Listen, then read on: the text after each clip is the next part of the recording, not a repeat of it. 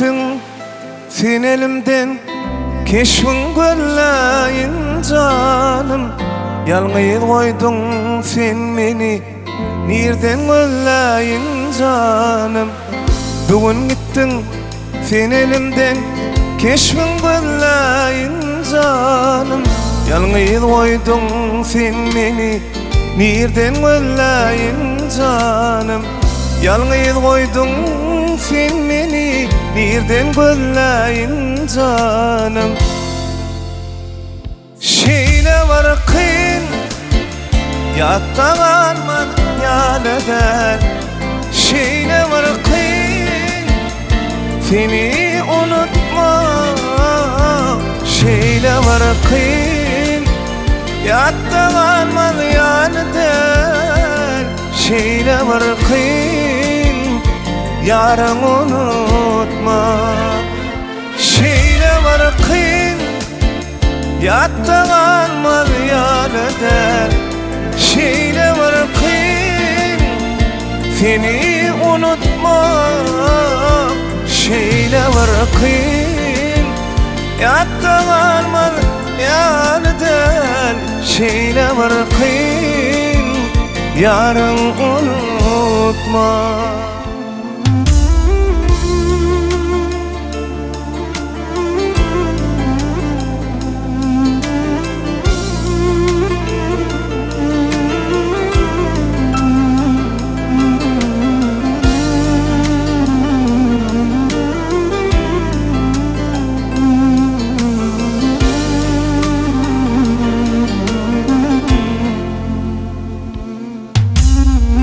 Yaşadık biz söyüp söyleyip, yanımda bolondu canım. Yollar ayrı düştü bugün, keşfin gölleyin men canım. Yollar ayrı düştü bugün, nereden gölleyin men canım. Şeyle var kıyın, yatta kalmaz yanıdan. Şeyle var kıyın, seni unutma. Şeyle var kıyın, yatta kalmaz yanıdan. Şeyle var kıyın, yarın unutma.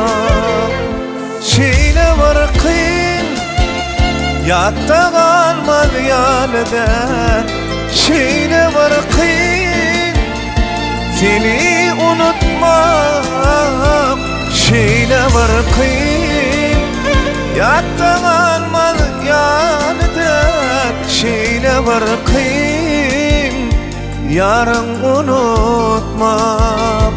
Şeyle var kıyın, seni unutma.